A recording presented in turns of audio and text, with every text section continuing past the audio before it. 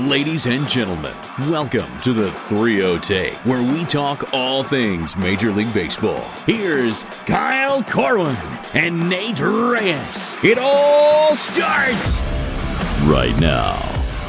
Ooh, welcome back to the 3-0 Take, presented by Big League Chew. This is episode 307. I'll be your host, Kyle Corwin, and I'm here with my co-host, Nate Reyes. And Nate. Greetings. What up, KC? How we doing? Well, you know, it's Thursday. It is Thursday. This week has flown by.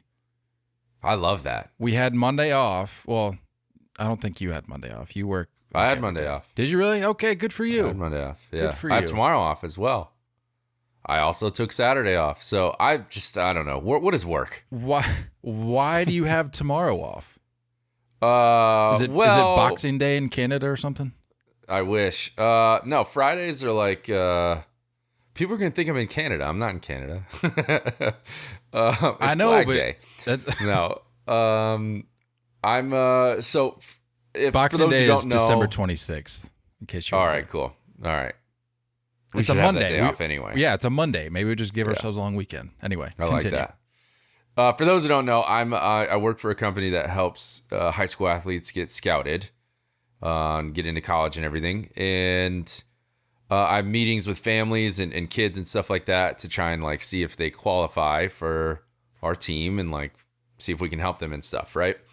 But Friday nights are now designated for high school football, and that makes up like half of our business. And what are you doing as a high school student if you're not playing football? You're at the football game. So even if I want to talk to other athletes that don't play football, most of them are going to be at the game anyway. So boss man was like, why don't you just start taking Fridays off? I was like, you don't have to tell me twice, sir. I will absolutely mark that off. So Fridays are officially good for now, at least until, I don't know, November, December. Yeah, early December, I think, is usually when they wrap up states. Yeah. So, yeah. Good for you. That's all. Good for you. Yeah. I'm also going to be treating myself a little bit this weekend, going over to Camden. Treat yourself. Going over to Nice. Camden for the first time and couldn't tell you how long. Going to catch Love that. the Magical O's and the Abysmal Sox on Saturday. Mm-hmm. Just look for me on TV. That's all I'm going to say. You might see me. You might see me on TV on Saturday. It's 5 o'clock You're saying game. I have to watch that game? Yeah, you're going to have Saturday? to. Yeah. 5 o'clock game on Saturday. You're going to have to tune in. Just see if you see old KC on your television or viewing. All right. What are you going to be wearing? You wearing 3-0 stuff? Should I be looking for that? Haven't decided yet. See, I haven't decided what I should wear in Atlanta. Because, like, I was thinking about it, and I told you, like, I want to get a Chipper jersey for the Braves game. For those who also are not familiar, I'm there next Saturday. So not this upcoming Saturday. Next Saturday, I'll be at the Braves game. Any Braves fans in Atlanta want to come hang out with me, let me know.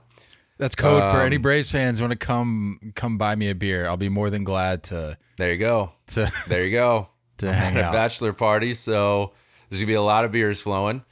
But I was thinking, I was like, Chipper jersey would be dope, but like, would I ever wear it again? If it was I think I suggested this to you. If it's a Mitchell and Ness chipper, I feel like you would. If it's one of those mesh, do they have a mesh chipper? I don't know. I haven't really looked. Should I just be a Braves fan, like an NL Braves fan when I'm there? I think it'd be more fun if you're in the stadium. You're just like, because they're playing the Phillies, so you know that like Braves fans are gonna be hot. Any Phillies fans in there are gonna be salty just because. How about this? How about you do this? How about you get one of those baby blue Phillies jerseys, Harper, wear it for the weekend, and then when you're done, you can just mail it to me.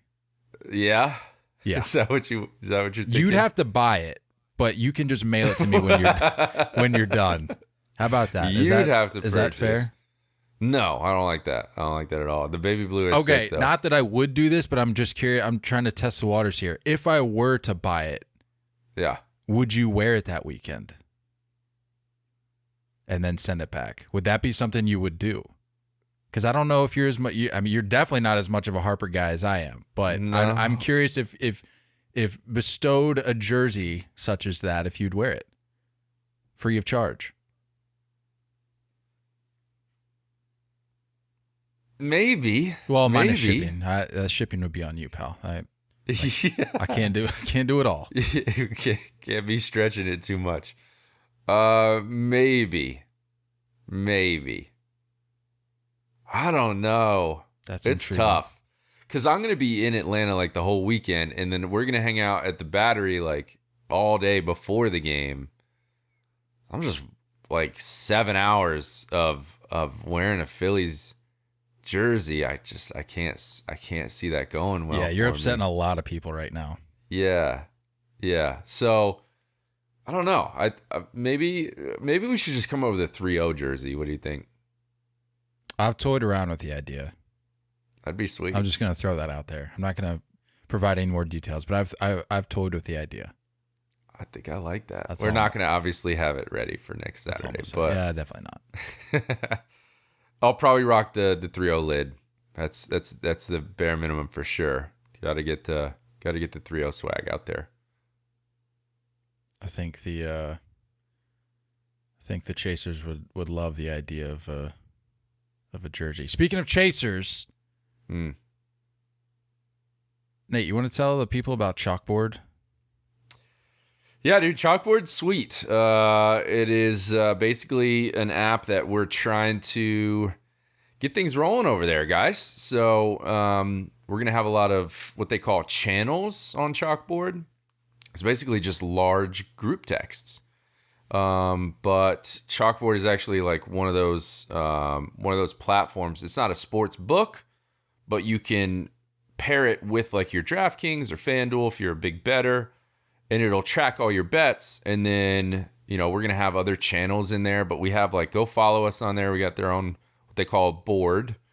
And then we're going to have like different chats. So, we'll have chats ongoing. So if you want to put like pod questions in there, you can throw that in there. But we're going to have chats like, when postseason rolls around, we'll have like ALDS and NLDS chats going. So we try to watch games live, but it's going to be more of an interactive thing. So if you guys are wanting to hang out with us a little bit, chat with us, talk to other chasers, it's going to be the place to do it. So check out the link in our bio. Really easy. All you do is just go to our page on Instagram or Twitter and just go click on that link. Well, it's not on Twitter yet. I gotta update that. But the link is in our Instagram bio. There you go, Instagram. It's in our Instagram bio, or if you go to 30take.com/chalkboard, it'll take you through that link. You'll have to go through that link.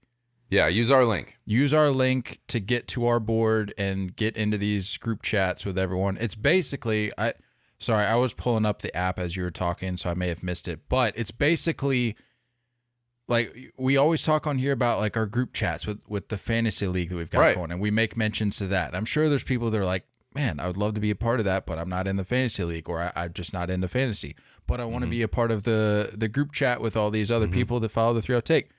Now is your opportunity.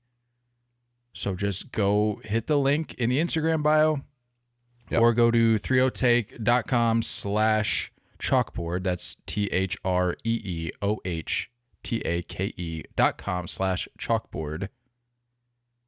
And get on up in there. Set up your profile. And honestly, there's a lot of other cool stuff on there too. Like there's, if you're into other sports, there's other boards in there. You can go talk, like you can go find NFL boards. You can talk to people there. You can find other MLB podcasts, which I don't know why you would need anybody else, but there's a lot of stuff in there. So it's cool. And not to mention, it kind of lays out all your bets. So you can it like tracks your bets as well. So if you're someone that likes to bet regularly, you can, kind of track everything, and it'll keep like your overall record and things like that. So it's dope. I definitely recommend it. And we're going to be on there. So if you want to chat with us, get on there. Chalkboard. Let's talk about Freddie Freeman's agent, shall we? First of all, I think we need to, as we've done on many occasions before, need to put our hand up and acknowledge that we maybe misinformed. We maybe jumped a little too quickly into this, because in episode 292, I went back and looked today. I told you I went back and listened. You looked it up, huh? I did. I went back and listened just to hear kind of where we were at when this news initially dropped about Freddie Freeman's agent neglecting to inform him of the latest offer supposedly from the Braves. Yeah. Or withholding their what they said, or what he said was their final offer. He being Doug Gottlieb. He comes out and says, "Yeah, I fouled the whole thing up." Yeah, after the lawsuit, after the defamation lawsuit. Yeah, that's not a good look. No. And so basically, just gotta put our hand up and acknowledge. We jumped the gun a little bit on this. What was the phrase you said? We were using the information that we had been dealt or something. Yeah, that's all. I blame Gottlieb. I don't blame us. Well, that's not the accountability I was looking for. I have a quote here. Nate said that Hey, was. we're not in the lawsuit. That was quote. That was quote a scumbag move. Nate said. Yeah, I said it was. I said it with was the information we had. If that was right, I said it was is. quote scummy. Really, really harping on the scum aspect of the move. I see. Yeah. Yep. Yeah, but Gottlieb comes out and says, on June 29th, I commented on alleged circumstances surrounding Freddie Freeman's negotiations with the Atlanta Braves and his relationship with his former agent, Casey Close. While I always strive to report accurate information, I prematurely reported on these events and simply got it wrong. Upon further vetting of my sources, a review of the lawsuit filed against me in this matter, and a direct conversation with Casey himself, I have learned that the conduct I allege did not occur and that there is no credible basis for stating that it did. My ultimate investigation into this matter confirms that Casey Close did, in fact, communicate all offers to Freddie Freeman, and the sources I relied on were incorrect in no uncertain terms. I appreciate the damage that misinformation like this can cause and have been in touch with Casey Close to apologize directly. I have also deleted my original tweet. Like anyone scrolling back that far to read your tweets, Doug. Safe to say his little insider in Braves camp is no longer the reliable go-to source. Right? But it's definitely a Braves camp person that said this. I'm sure, yeah. Had to have been. Yeah, I mean it's smart for Casey Close to put out that lawsuit right away, because I'm sure it was like, hey dude, like, you're hurting my name. Speaking about that, so Casey Close's camp came out and said from the onset, in response to Gottlieb's message, they came out and said, from the onset, we were clear that Mr. Gottlieb's tweet was wholly inaccurate and that we would seek legal remedies to set the record straight. He has retracted his statement in its entirety and acknowledged that he got the story wrong. We consider the matter closed. And it sounds like they're just dropping the lawsuit. Does Freddie come out with a statement anytime soon? That's what I was going to ask you. That my attention on this matter now kind of shifts to Freddie. Like, how do you repair the situation? I mean, I'm sure he and Casey have probably been in communication since this happened, but like, if you're Casey Close, how are you feeling about this? Based on Freddie's actions in response to this. I know. And I think the other thing is that, like, I think Freddie probably fired him because this wasn't necessarily how he wanted to go with it, right? Like, whether the offer was given to Freddie or not, I think Freddie feels like his former agent mishandled this entire free agency. That's the way it seems. So I don't know if it's necessarily specifically about not getting the Braves offer, or if he did get it. I don't know. I think only those two guys know. But I think it was an entire situation that was mishandled. And I think that's what the firing was. But if you're Freddie, like, dude, when is this going to die? Like, when are we done talking about this? I'm trying to get geared up for a postseason run that I very may well meet my former team in the postseason. And it's like, let me get my head on straight, man. Like, let this stuff just happen in the offseason. But I don't know. I wouldn't say anything if I was Freddie. What's done is done. Moved on. So I went back. I told you I went back to, what was it, episode 292, and I listened to the full segment. And I did my whole, all right, let's talk about this Freddie Freeman situation. And immediately you just jump in and say, what did I say? And I said, I don't know. What did you say? And he was like, I said during this whole negotiation process that Freddie Freeman should fire his agent. So kind of validating what you just said, saying that regardless of the intricacies of this situation, that on a grander scale, that you feel like he should have been fired anyway, just based on how he handled it. Whether or not this happened this way. Yeah, the whole thing was mishandled. And it's like, it's so strange because I think everyone in baseball knows that it's like Freddie isn't as happy in LA as he could have been if he re-signed with Atlanta. And it has to feel a little bit like his camp dropped the ball there. I think that's why I said that in that episode, and I kind of stand by that still. But overall, it's like, at what point are we going to move on? You know, Freddie's trying to get ready for this, and whoever his new agent is like, well, it's still with the same. He's with the same agency. Agency, yeah. Just switched agents. That's what I read. Who else does Casey Close represent? Let's see. Not Freddie Freeman. I know that much. Let's see here. Oh man, that's just anytime I type in Casey Close, it's all Doug Gottlieb stuff. By the way, little side note while Nate's looking, Big League Chew over on Twitter said they're trying to hit 11K on Twitter. So if you go over and follow BLC on Twitter, they said they've got a big box of BLC with someone's name on it. So go ahead on over there and jump in. Casey Close has some big names. I mean, I think we remember when this stuff all came out, that Jeter came out and like defended Casey Close. So you had Jeter. This is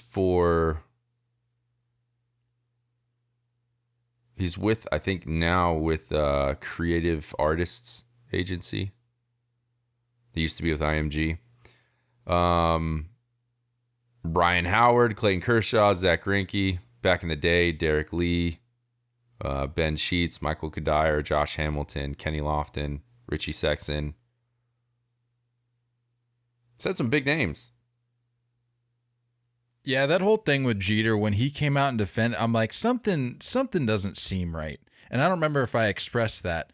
But in the back of my mind, I'm thinking, if you've got Jeter, this guy who's like, all integrity, yeah. Yeah, like something's not adding up here. We're missing a major detail here that's not being brought to the surface. And as we now know, this is the piece that we are missing. A very monumental piece to this whole puzzle. But it just wasn't adding up. I'm like, you got Freddie, who is a good guy. You got Jeter, who's a good guy. Freddie's firing his agent. Jeter's defending the guy. It wasn't making any sense. And I feel like it's a legal obligation. You are legally held to the standard of giving those offers to your client. I think that's the whole point of it, right? Your agent is your representative in those negotiations. Your agent cannot make decisions.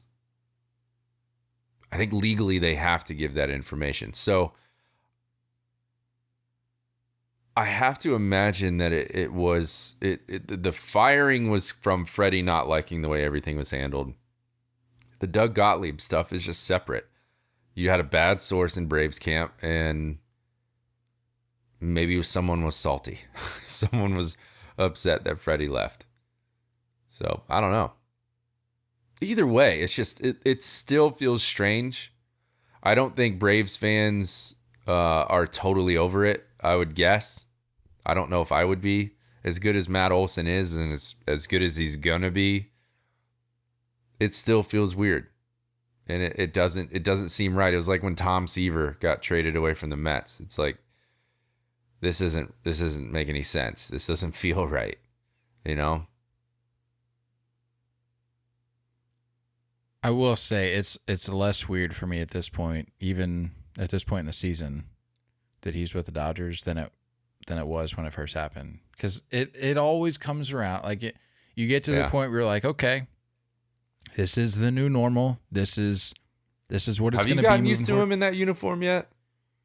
I haven't. No, but it just in terms of him it's more so about him not being with the Braves. I'm like, okay, like this is just sure. The Dodgers is a separate side of the conversation, but just him not being with the Braves, it's like, okay, like this is how it's going to be. The same thing happened, and I feel like I mentioned this the last time we talked about it. Same thing happens with Mookie. It's like you just can't imagine Mookie in another uniform, but it's like he is. This is kind of where we're at. And another example, Bryce Harper, probably more. I don't know if meaningful is the right word, but more applicable because I would be able to go over and see him multiple times a year because he was playing right down the road. Yeah. And just trying to picture him in a different uniform, I'm like, that it's just weird. And it hits you when they get traded. It's like, I'm not going to be able to go see this guy. Whatever player it is for you, it's like, I'm not going to be able to go see this guy. I'm not going to be able to picture him in this uniform on a regular basis. Yeah. But then one season, they notch one season under their belt, 2 seasons, 3 seasons. Then you're like, well, this guy is a fill in the blank, whatever team now. Yeah. And I've almost gotten to the point where I've kind of forgotten a little bit about his former tenure. So I think with time it'll kind of dissolve. And if he ends up staying with them ultra long term, I mean, I know he says he'll be a Brave for life and all, or whether or not he said that, I'm sure he's expressed that sentiment. But at the end of the day, if he ends up sticking with LA for however long, you may just kind of think of him more as a Dodger. I don't know. But it does change. That's all I'm trying to say. Yeah. Yeah. I feel like I think when those negotiations, kind of going back to the whole situation, I feel like there has to be something said in those meetings. Like if you're AA and you're Anthopoulos in the Braves camp, and you're like, you know what, Freddie, go out there, test the market, but just always come back to me. Come back to me first before you decide. You know what I mean? Come back to me and let me at least try to counter it, or some type of let me give my chance of opinion. I think we owe each other that. You've been a Brave a long time. We owe each other that. I wonder if something went bad there. I wonder if that's the point where something happened to where, Casey Close was just like, nah, we're done. We're moving on. You know what I mean? We're not going back to Braves camp. We're not going to let the Braves know this offer. We're just going to walk. And I wonder if there was just some mishandling that happened at that point. But it sounds like, I mean, if you're a representative of those types of names, and he's signed big contracts with those guys before, he knows that he can't screw up that way. He knows that if whatever Doug Gottlieb accused him of would be the end of him as an agent. So it couldn't have been true. And like we talked about, this isn't all on Freddie. Where were the Braves the entirety of last season? Yeah. Like the Braves what were you needed doing to get it done? What were you doing? They needed to get it done. I don't know. That's all I have to say on the matter. Unless you have any closing thoughts. No. Let's talk about it's done. I hope it's over. I hope for Freddie's sake it's done, Let's talk about another top tier first baseman in the National League, Paul Goldschmidt. It was recently, I've heard of him. It was recently brought to my attention that not only is he having an MVP caliber year, he is in the hunt for Triple Crown. Entering Thursday, he's hitting 329. The next guy behind him, we just talked about him, Freddie Freeman hitting 324. After that, you got Jeff McNeil hitting 318. Paul Goldschmidt entering Thursday has 35 home runs. That is second to Kyle Schwarber and tied with Austin Riley. Behind that, you got Mookie waiting in the weeds at 33. He has 108 RBIs, which is first. Second, you got Pete Alonso at 106. Third, not even close, Trey Turner at 91. Does Paul Goldschmidt win the Triple Crown? Nate. These are crazy numbers, first off. This is a really good year. You know? Like, even if you stop it here, if the season ended today, that's a really good year. 329, 35, and 108. Yeah, that's a... I think that just needs to be known and said right now. Why not? Why not? You know what I mean? All things are firing perfectly for the Cardinals right now. And why not? It's crazy that him and Nolan have been able to do what they're doing together. It's also crazy that Paul Goldschmidt's going to play, they're both going to play Gold Glove defense. It's like, this, I think, is what, like, the A's wish they had with, Matt Chapman and Matt Olson. I think they wish they had that. And it never happened. You're talking about Nolan. I think sorry, I may have misheard you. You said Paul. I think you meant Nolan, right? I'm saying both. Yeah. So, like, the way Matt Chapman and Nolan and Matt Olson were in Oakland, it was like those cornerstone pieces are going to be here forever. They're going to put up MVP numbers. They're going to probably alternate each year. That's what the Cardinals legitimately have right now. Yeah. That's what they have. And the fact that you have Paul Goldschmidt doing what he's doing and Nolan is protecting him either in front or behind, it's like, I don't think it matters. Those two guys are just absolute studs. And all eyes are on Albert right now. You know what I mean? Goldie's just like flying under the radar. I think this is the way he likes it. He's not a spotlight guy. He's never seemed like a spotlight guy. He's not a bat flip guy. He's not a celebratory guy. He's just like, I'm out here to play baseball. He's old school. And I think having Albert kind of taking all of the attention right now, I think Nolan being the guy that can be more talked about, that's fine. Goldie's just going to fly under the radar. Yeah. Give me that Triple Crown. I need it.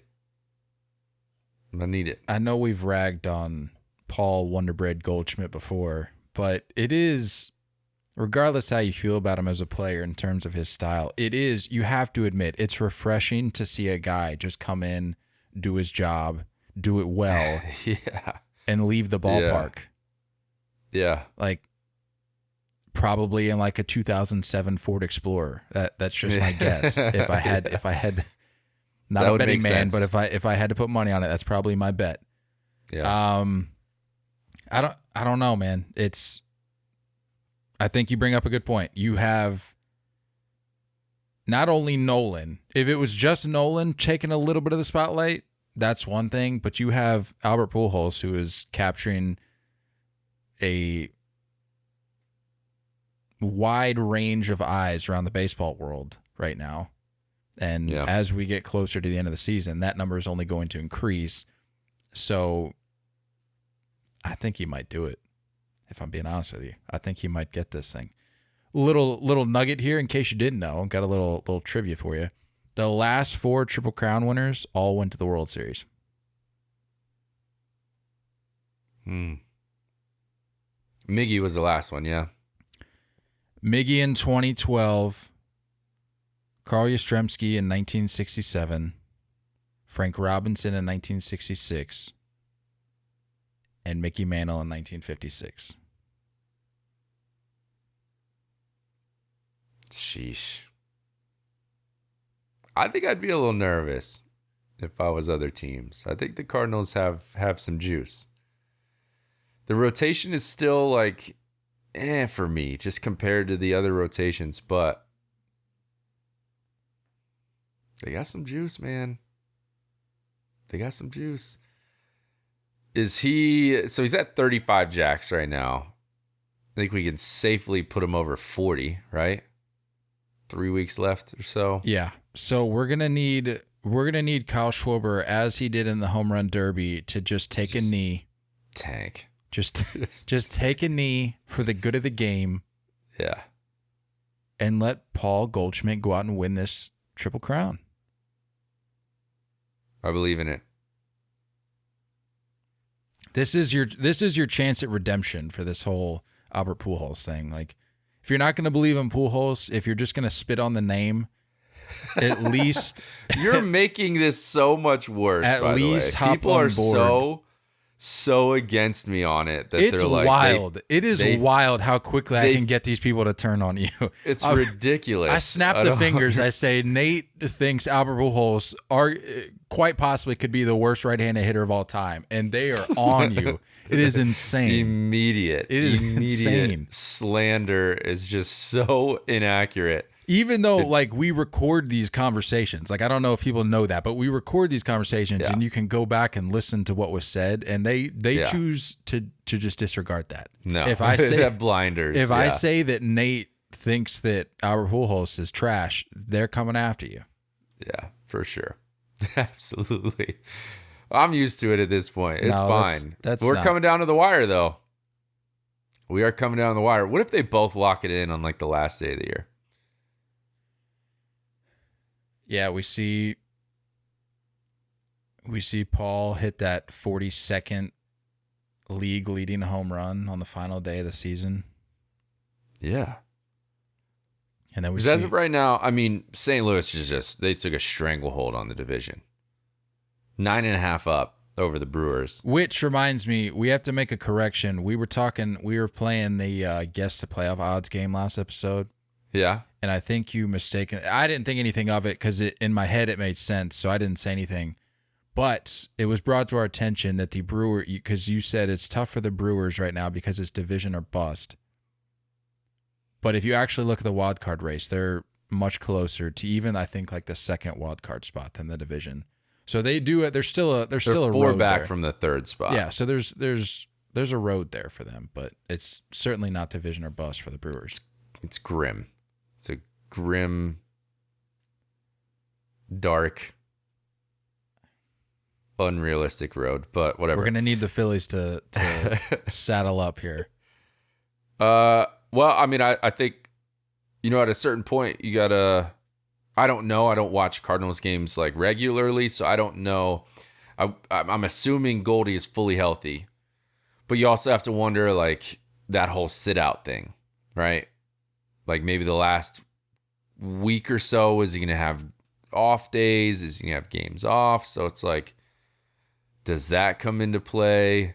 I don't know. Are you going to put... He doesn't come across to me as a sit-out kind of guy. I feel like he's the guy that needs his reps. Yeah. You may be right. Oh, yeah. No, he is not a sit-out guy. Games played started... Okay, we'll When's the last time you had a legitimate run in the postseason? Let me read these numbers to you. Let's leave 2011 out of it because that was his first year. Only played in 48 games. Starting in 2012, 145 games, 160 games. 2014, the 2013 to 2018 All-Star every year. 109, 159, 158, 155, 158, 161, 58 and 20, 158 in 2021, and he's at 130 this year. So, yeah, for sure. 2019, you said last legitimate run. 2020 or 2019 was the year they played. They fell to the Nats in the CS, I believe, because Nats played the Dodgers in the DS. Yeah, so it would have been the NLCS in 2019. 2019, 161 games. So he's getting his reps in. No days off for Albert. Mr. Albert needs Wonderbread. his reps too. So I'm just curious about it. Is that going to stick around? You know what I mean? For the last 2 weeks with that kind of lead in the division, do you try and rest guys? Do you try and get some time off? And do those numbers stay? And then are you going to want to see Albert playing first base at all? Do you, just for old time's sake? I don't know. From everything I've heard, from all accounts, it sounds like Ollie Marmol is a player's manager. So I'm sure that he's got his pulse, or he's got a finger on the pulse of that clubhouse saying, yeah, we got some opportunities to do some pretty incredible things here down the stretch. Let's make sure those opportunities are provided. I think Albert's, especially now with this lead. Because when we last said this, I was like, what? The Brewers were 2 games back, 3 games back, and I was like, I don't know if Albert's going to get the ABs if the division stays this tight. Now that it's expanded, he's going to get the ABs, especially now since he's this close. So, yeah. I think, look, that's all I was saying. I don't think anyone's hearing me. That's all I was saying is I don't know if he's going to get the ABs to get to 700. Of course, I'm rooting for 700.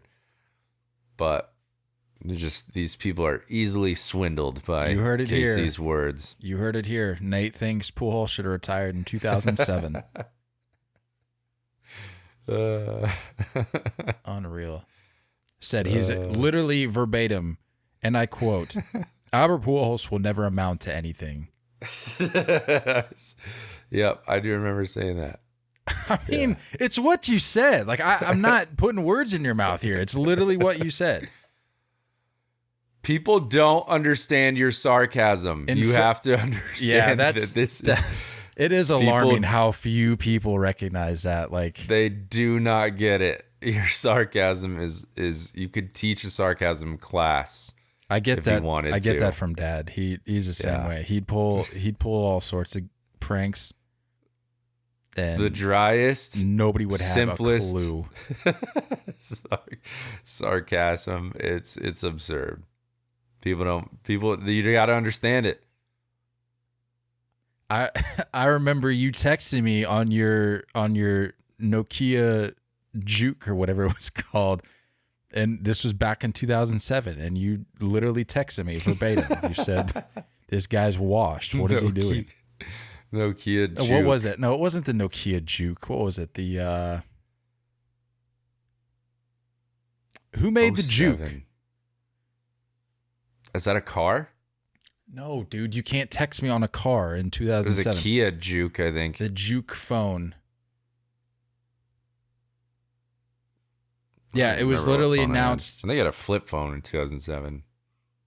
It was the Samsung Juke. Literally, it was announced on my birthday, 2007, October 2nd. So it was probably right at the end of the season. You texted me. You probably waited in line, got this phone. The first day it was available in the stores. The first thing you probably did with that phone was text me saying, "Look, the 2007 season's in the bags. This guy's washed. He needs to walk." If that story isn't airtight, I don't know. I don't know what is. I'm pulling up 2007 cell phones, and it's a blast from the past, my friend. You want to, if you're unfamiliar with this phone, you need to look up the Juke. Just type in Juke phone, and you're going to see something that just blows your mind. Oh, I think I found the one I had. It was well ahead of its time. Good stuff. Samsung Juke. This is back when people actually used Samsung. All right. Well, this isn't a Samsung slander podcast. Yeah, it is. No, it's not. Look at this bad boy. It looks like a recording device. The Samsung Juke. Little side flip. Speaking of side flip, is Nolan Arenado going to win the MVP? Why would Nolan win it over Paulie? This is the same conversation we had last year, albeit a different player. We were saying Vladdy might win the Triple Crown and still lose the MVP to Shohei. different circumstances. I literally said, albeit different players, but I'm saying it can happen. You said different players. I'm saying different circumstances. I don't think so. You have a player that's... Nolan's not doing anything that's groundbreaking right now. He's having a great year, but it's not like earth-shattering, changing the way we look at baseball players. That's what Ohtani did last year. Okay, well, it's the only reason he won it over I'm not comparing Vladdy. Nolan and Shohei. I'm simply saying we had a situation in which a player could have won the Triple Crown and not won the MVP. That's fair. That's all I'm Understood. I think if they're on the same team, so it's like it makes the argument way easier. It's just like you look at number 1 and number 2 in the voting, and you're like, well, they play for the same team. Who has had a better year? Hey, no need to yell, man. I'm just throwing it out there. I'm just throwing the idea out there because I see people calling for Nolan to win MVP. That's all I'm saying. I'm not saying those people are right. I'm not saying they have any sense. I'm just throwing it out there. Let's look at them side by side here. So You can't forget Nolan's the game's best third baseman. I'm throwing that out there. for sure. 7.6 WAR for Goldie, 7.4 for Nolan right now. Nolan has 7 less home runs, 14 less hits. Batting average is 25 points lower. All right, dude. So Nolan's not going to win the MVP. That's so crazy that they're like just locking it down together in St. Louis. At first, I was kind of like worried for Cardinals fans when like Yachty, Waino, and Albert were all going to call it at the same time. Now I'm not worried. This is stupid. This is insane.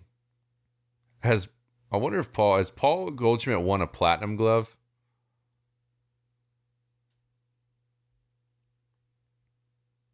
I can't see it. He's got four gold gloves. Nolan has all the gold gloves. Nolan has literally received every gold glove that's ever been handed out.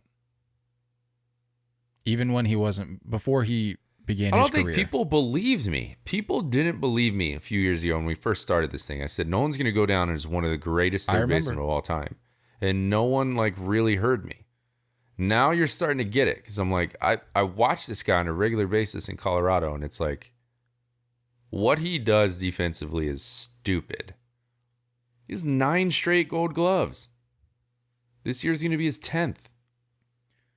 He's only been in the league 10 years, like every year. I was reading an article today about some guys that had played and watched Brooks Robinson, Mike Schmidt, and at the time they were like, these are the best we've ever seen. But they were talking about what they're seeing with Nolan right now at this point in his career, and they said he could go down as one of the game's greatest, if not greatest, third baseman of all time. So if you have literal legends saying this, guys that have been around the block, seen those other guys play.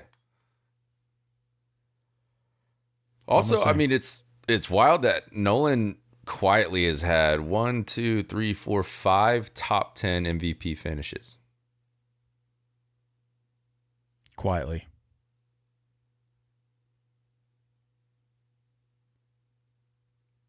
I think we're looking at a first ballot Hall of Famer.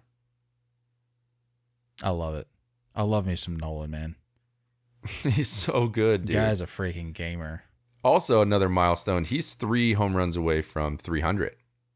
Cardinals are doing a lot this year. They're putting a lot of good stuff together. They broke records for Waino and Yachty, right? For that battery. Albert's about to break something.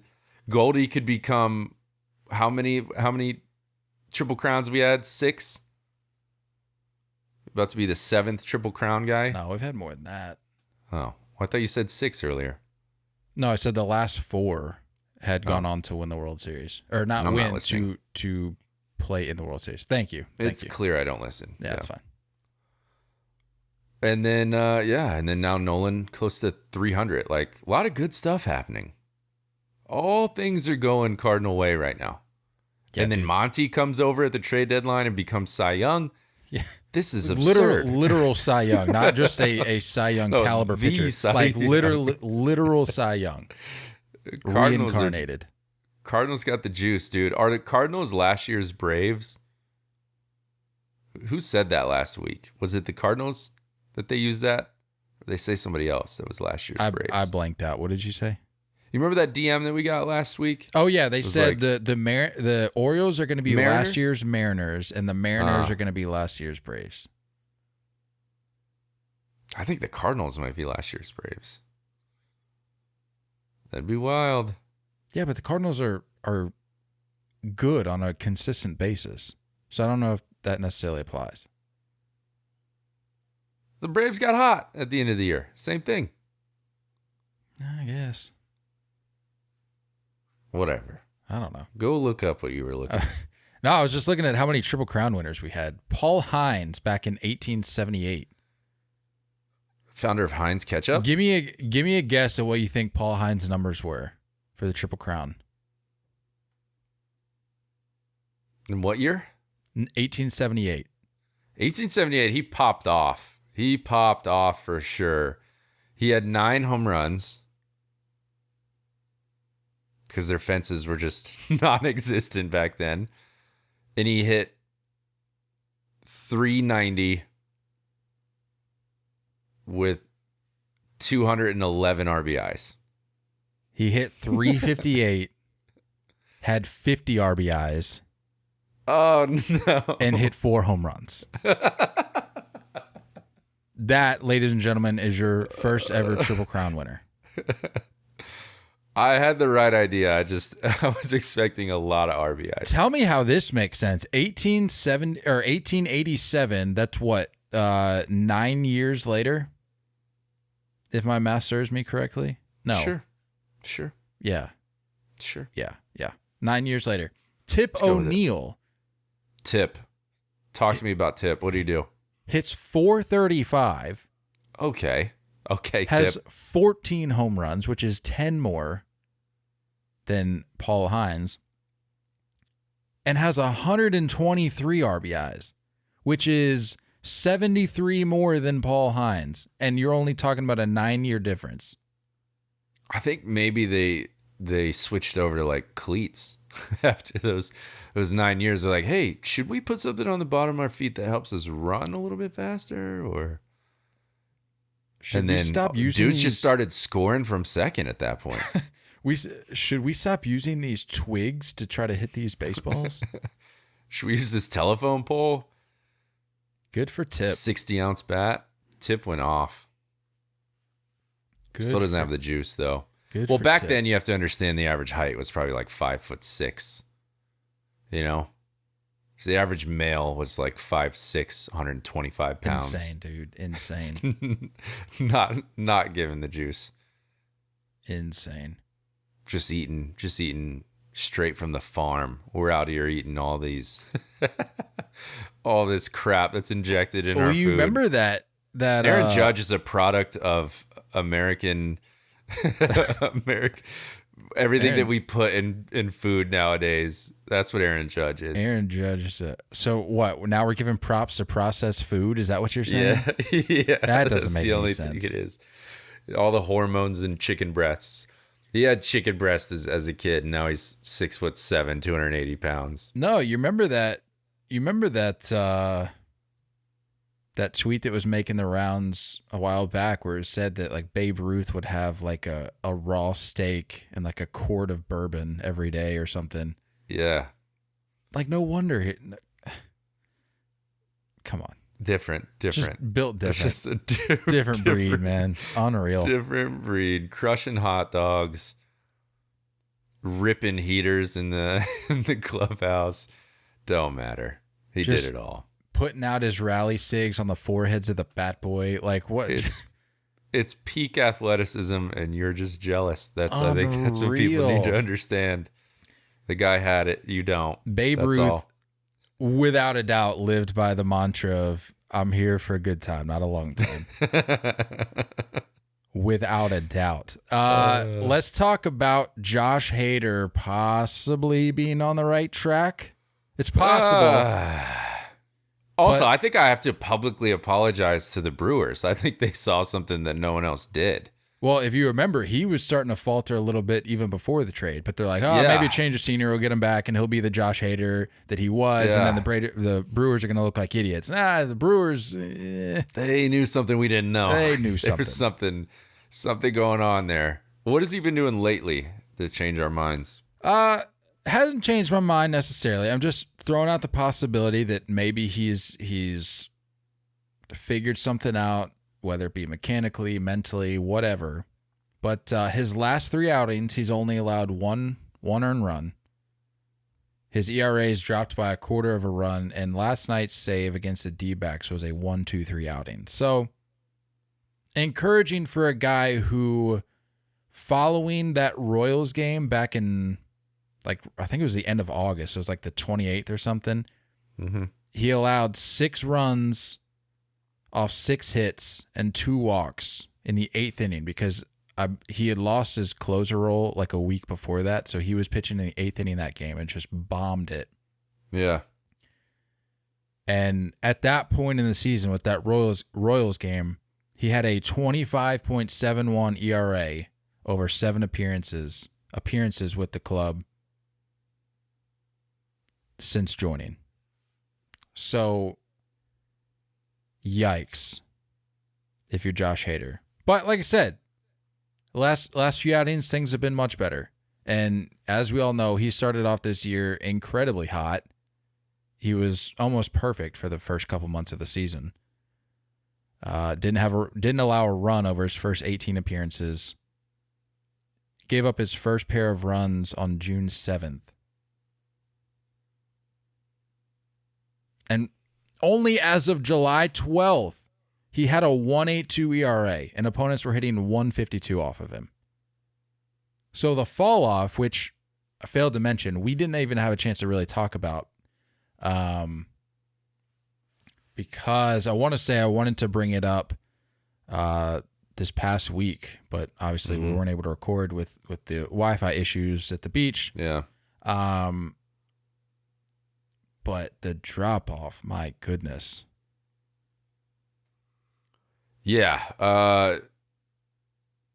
It's weird because I'm looking at his advanced stats right now. It's odd. Exit velo is pretty much normal across his career right now. Hard hit percentage isn't too bad right now. But his strikeout percentage is way down. Way, way down. This year, just with the Padres, he's at a 19% strikeout percentage. He averages 43% over his career. So that's way down. Walk percentage is way up with the Padres as well at 17%. And he averages 9% over his career.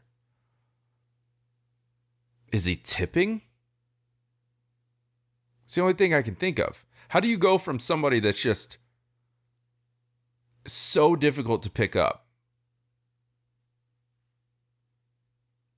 to where strikeouts go all the way down? I think lost in all of this was the complications, apparently, that his newborn was having, and his wife in the hospital. I think I saw that they had to go to they were in the ICU or something. Yeah. But then it was weird, and somebody may have to fill me in on this because I'm having trouble keeping track of what's true, what's not. But apparently they were speculating on MLB Network about that being a possibility or a possible explanation as to why things were happening the way they were. And then I guess his wife came out and said that no, the baby's fine. Why would you? I think she put something on Instagram or Twitter or something and basically said, why would you say something without knowing the facts, blah, blah, blah. So I don't know what was going on there.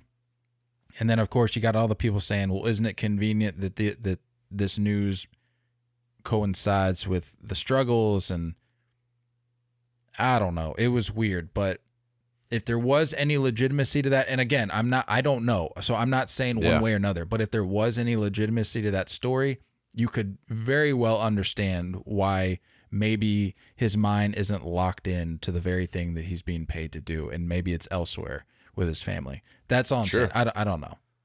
I think you could say that about any new dad that has a baby without any complications, right? Without any, and again, we don't know if this is true. I'm not going to really dive into that too much, but any new dad has got to be like excited. You know, I'm sure it's like, I'd love to be with my kid right now. You know what I mean? Like I wish I was helping my wife. I wish I was with my kid. So I'm sure there's a little bit of that, and not to mention getting traded. You know, you've been in Milwaukee your entire career, and then you get switched over, and it's like, that's a big change. So yeah, I could see why this would be difficult to settle in, but I don't think you go and I think Josh Hader is going to be remembered as probably a top 10 closer of all time, I would say. So it's weird that you go from that all the way to this, and there has to be other explanations. But yeah, I think it's right now it looks like control issues. Because his home run rate is still down, and hard hit percentage looks average. The line drive percentage is way up, so it's like, besides the walks and the line drives being given up, I think he's a little wild with command, and he may not be controlling all of his pitches. So he's possibly become a one-pitch guy. Kind of easy to sit on for a lot of these hitters. So the guy's going to be fine, I think. I think he's going to be okay. But the closer role, it's not a longevity type of position. There's a reason why we can only name a few that are just staples. You know what I mean? It's Mo and Trevor Hoffman, and you're like, it's kind of a big fall off after that. So it's not something that is typically a longer role. Maybe it is the end of his window. Who knows? But I think he's going to be okay. I think he'll be all right. The stress of having your name called for every high leverage situation can certainly take its toll. Yeah. And I mean, it could be a little shot in the confidence category as well. And like, team you've been with your whole career is like, yeah, I think we're done. You're like, oof, this can't be good. It's weird timing, right? There's good stuff and bad stuff happening in life. Personal life sounds like amazing things are happening as a baby coming into the world, but like switching your job up that way, it's tough, man. So I think we just forget that these players are people, and they deal with stuff on a regular basis that just like we do. And you hope that everyone's happy and healthy, but I think he's going to be okay. I think he's just in a little bit of a funk. And hopefully I don't even know what that department's called. Not necessarily analytical department, but the department that's constantly helping pitchers with release point and grip and things like that. Hopefully someone's cracking down in there and just saying, hey, this is what you've been doing. It takes such a minor thing to change, It takes such a minor thing to lose it, and one quick little habit that gets changed and you're thrown off the rails. Happens all the time. Could be something so small that he can't pick up on it. Someone hopefully has at this point. But the strikeouts in those last 3 outings are still down. He's had 1K over the last 3 appearances. So that's something where it's like, that makes me feel like, okay, does he need to reinvent himself and become someone else? And like we talked about before, with so many guys across the league, it's not even a mechanical thing. A lot of times it's just a confidence thing. Like you just need to string together a few good outings, a few good plate appearances. That role more than anything. Yeah, like you just need something to build off of night after night. And once you get that snowball rolling, a lot of times these guys are fine. And like we said, and that's really one of the main reasons I bring it up, is because he's had his last 3 outings. He's been much better than what he had been in the appearances prior to that.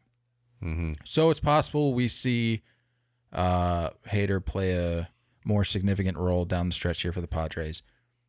we got to talk about these weekend series previews, but before we do that, we got to talk about our favorite bubblegum. What's it called?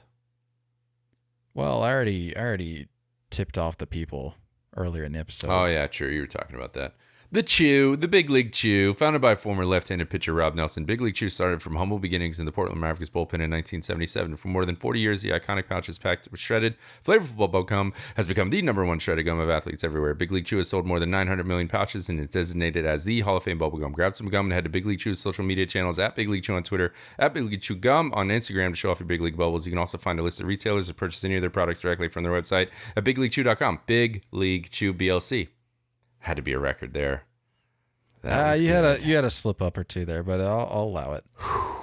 It might have to dock points from your total time. I would rate that as a 8.6 ad read.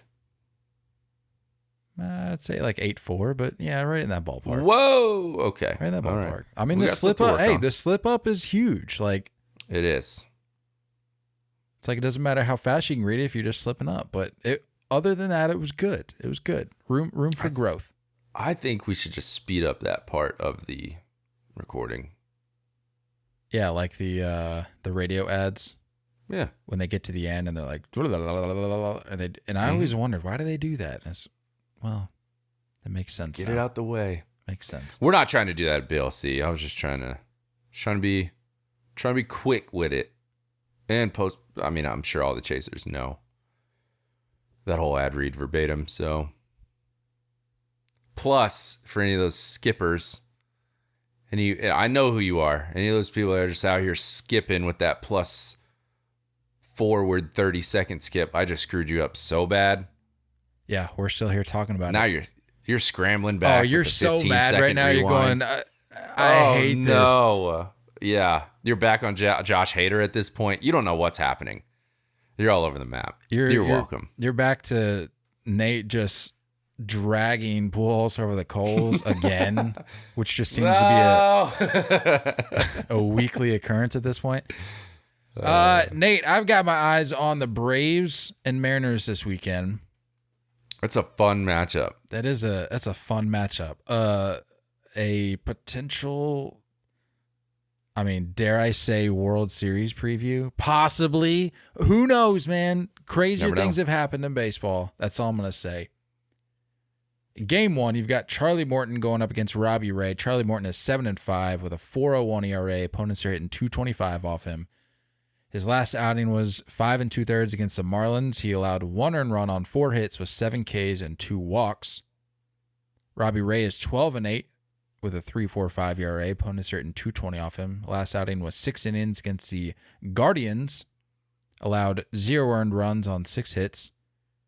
3 Ks and no walks. Game 2, you got Max Fried going up against George Kirby. Max Fried is 13-5 with a 2.48 ERA. Opponents are hitting .226 off him. His last outing, he threw 5 innings of no-hit ball, but his bid for a no-hitter was cut short due to a rain delay. So we'll be interested to see how he rebounds from that. George Kirby, 6-3 with a 3.15 ERA. Opponents are hitting .264 off him. His last outing was 3 innings against the Guardians, 1 earned run on 1 hit, 2 Ks, and no walks. Game 3, don't know who's going for the Braves as of yet at the time of this recording. So you've got TBA going up against Marco Gonzalez, who is 10-13 with a 3.98 ERA. Opponents are hitting .272. Last outing was 7 innings versus the White Sox, 3 earned runs, 4 hits, 3 Ks, and 1 walk. On the offensive side of things, Austin Riley in his last 10 games is 12 for 38. He's got 4 home runs, 7 RBIs, and 11 Ks.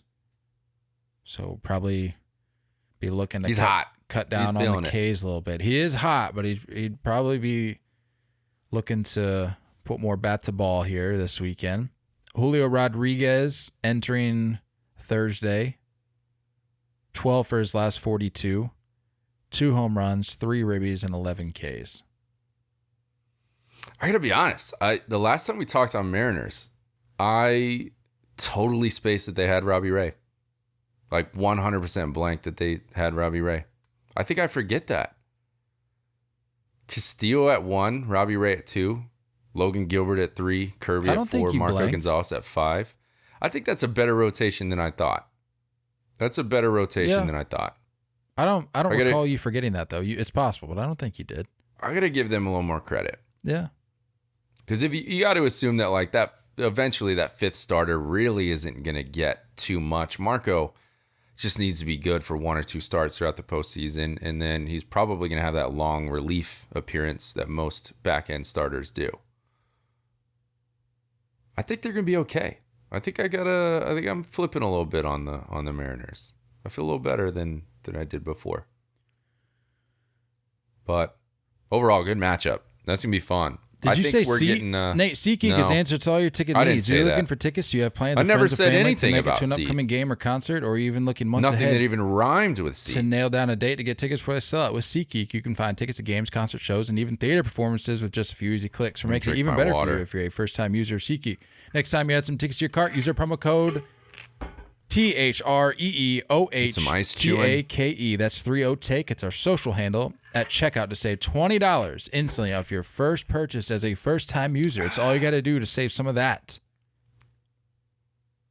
Cold, hard credit card swipe. Honestly, if we're being real here. Enter promo code 30TAKE at checkout. SeatGeek. All right, get off that screen.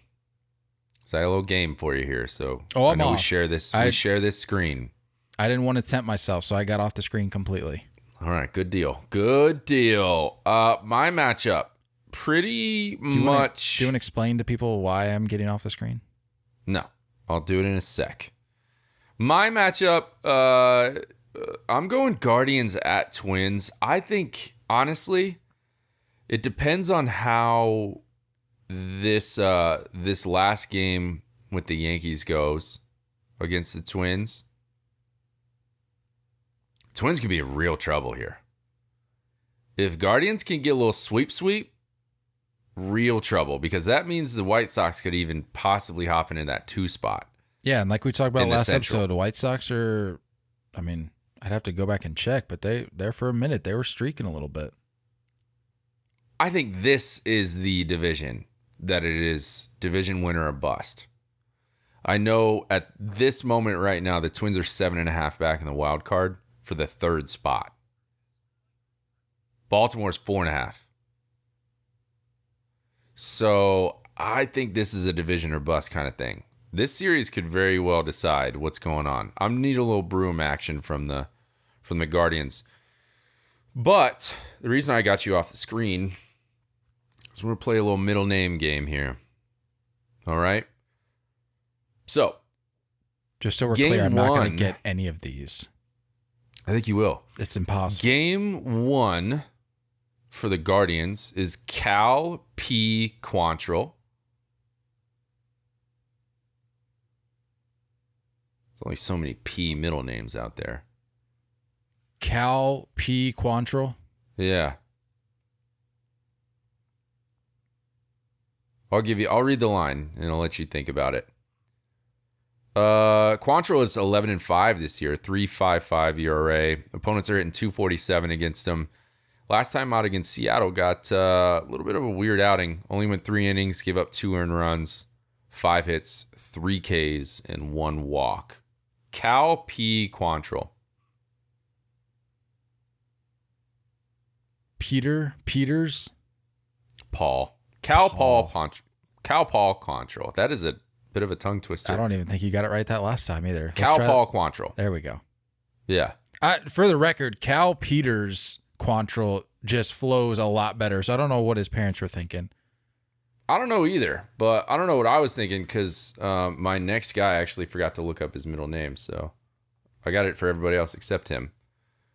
Let's check it out. Oh, okay. There we go. All right. He is facing Dylan M. Bundy. Dylan M. Bundy is 8-6 this year, 4.34 ERA. Opponents are hitting 280 against him. Yikes. Last time out against Oakland, he went 5 1/3, 1 earned run, 6 hits, 2 walks, 1 K. Dylan M. Bundy. I'm going to give my guess, and then I'm going to give kind of like my sleeper. All right. Just kind of go off the Give me the radar sleeper first. I want to go sleeper first. All right. My off the radar pick here, and I don't know, it's just a name that came to mind. Mackenzie. No. I don't know. Sometimes they have names like that. I don't know, man. Dylan McKenzie Bundy. Nope, doesn't work. All right. My actual guess was Matthew. Yes, there we Let's go. go. Ding, ding, ding. Got one. Is it Matthew or Matthews? Matthew. Okay, there No we S. Go. Wow. No S. Let's go. Game 2.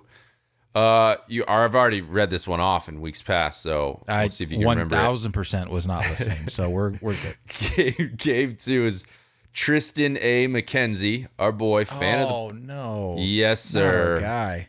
Yeah, I know you're gonna mess this up. He's 9-11 this year. That doesn't make any sense. He's better than 9-11, right? Yeah. There's no way that's right. I don't know if his run support has been there. Let me look this up. Why do we even care? What do records matter? That's true. Records really don't. He is 9-11. 9-11 this year. Tristan A. McKenzie is 9-11 this year. 3.18 ERA. Opponents are hitting 198 against him. Last time out against Kansas City, he went 5 2/3, 2 earned runs, 3 hits, 5 Ks, 2 walks. I see you on your phone over there. You better not be cheating. No, I recently discovered, I literally just found out that one of our listeners is a big Nate Bargatze fan. And so I was just letting him know. Huge Nate That's Bargatze our guy. For sure. Yeah. He's got a good name. Okay. What's Tristan's middle name? Speaking of names, yeah, I'm going to go. I should have been listening when you said this. Tristan A. McKenzie. Aaron. Andrew. Tough. That's my middle name. Hey, we got the same middle name. How about that? There you go. You and Tristan are cool. Game 2 for the Twins is Christopher A. Archer. He's 2-7 this year, 4.47 ERA. Opponents hitting 228 against him. Last time out against the Yankees, he went 5 innings, 4 hits, 2 earned runs, 2 Ks, 2 walks. Christopher A. Archer. All right, Christopher Archer. Now this is going to be Aaron. Mm-hmm. Is it Aaron? No. Okay. Well, I said this is going to be Aaron. You said, So I don't know how to it's interpret Allen. that. Christopher Allen Archer. That's Christopher. That's Chris Sale's middle name. Christopher Allen Sale. Look at that. How do you know that? I just know these things. Well, that's weird. Game 3 for the Guardians. We don't know who's going for the Twins, so this is your last shot here. Actually, I'll get you the hitters. Shane R. Bieber is 9-8 this year, 2.96 ERA. Opponents are hitting 230 against him. Last time out against Kansas City, just dominated. 8 innings, 1 earned run, 4 hits, 7 Ks, 1 walk. I feel like I've heard this before. You have, because I just read this out. Like, I think I had the Guardians last week too. Shane R. Bieber. No, but when like team accounts will tweet out like all caps, like the guy's full name. I feel like I've seen this before. Because like I said, I would 1,000% was not listening. Which I'm glad now, because now it makes the game. I don't listen to you too often. That's either. fair. That's fair. Yeah. That's fair. You said R, so Shane R. Bieber. Yeah.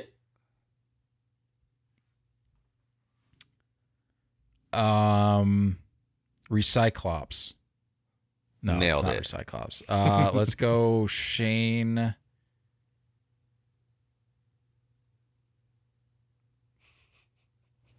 I love when he's like sitting in the break room and he just like crushes the can and throws it and misses the trash can. He's all sweaty with like the helmet off. Shane. I can't. Everybody needs to watch The Office, otherwise you're not going to like this podcast at all. I can't think of our names. Like I can think like Richard's coming to mind. It's not Richard. Shane. You just looked at my reaction because you're throwing out a guess, but you didn't want to. No, I knew you'd be stoic. You weren't going to give it away. Shane. It's not Rupert.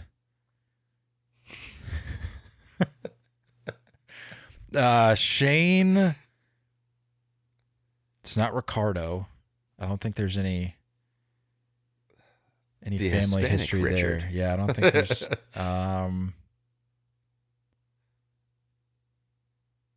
Shane. I legitimately am struggling to think of our names right now. Shane.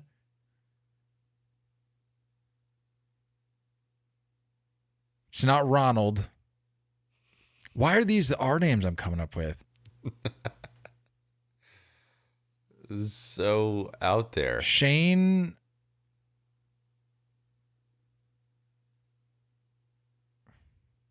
Hit me with like a Reginald. Shane Reggie Jackson Bieber. I don't know, dude. I can't think of an R name right now. I am blanking hard. It's Robert. Oh. Okay. Well, that does. You make came me up feel with better. Rupert before Robert. It's basically the same thing. You change a couple letters and you have Robert. So I was there. All right. Keep it going. All right, these two offensive guys, these are ethnic names, so you got to think Hispanic here. Jose E. Ramirez has been scuffling over his last 10. He's only 7 of his last 38. No jacks, 2 steaks, 9 Ks.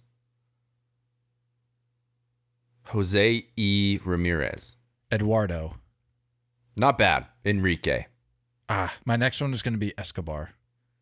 Those aren't bad guesses. This one, you're not going to get. By the way, because I had no idea this was his name. You said it was Enrique? Yeah. So one of the biggest things I hate about search engines on baseball, whether it be fantasy or looking for stats, if you type in Kike Hernandez, it doesn't populate. You have to type, in Enrique. The stupidest thing. Like, clean ridiculous. It up. Yeah. Anyway, go ahead. Get it done. You're not going to get this because he has 4 names. I'll get it. And in fact, the last name we know isn't even his last name. There's a bit of a twist. I'm going to get it. My star for the Twins on the offensive side is Carlos J. Correa. There we go. Sorry, I'm reading all these names. Carlos J. Correa. O. And then he's a junior. All right. Here it is. I know Carlos his name. J. Correa O. Jr. I didn't even look this up. 9 of his last 38, 2 home runs, 5 ribs, 9 Ks. It's Carlos Julius Correa Octavius Jr. I think that kid would definitely beat up Spider-Man. I don't know. Yeah, I don't know why I made him sound like a transformer, but that's his name. Get this. Carlos Javier Correa Oppenheimer Jr. That's not a thing. That's not real. That's not real. How wild is that? That's not real. We need to get out of here. What's the last one? That's it. That's all I got. Wait, what was the other star player? Oh, Jose Ramirez. J-Ram. That's right. Okay. Yeah, come on now. That's a good one to end on. Oppenheimer or whatever you said. Oppenheimer Jr. Look it up. You'll be delightfully surprised. That's insane. What a name. All right. You got anything else? No, I don't think so. Let's get this weekend started. That's all I got. Yeah. Good luck to any fantasy football players out there. Just did my draft last night. Pretty thrilled about that. But also, your boy had a little bit of a comeback in fantasy baseball yesterday. So we're back in the hunt. I'm thrilled. You know what to do this weekend. Just don't go.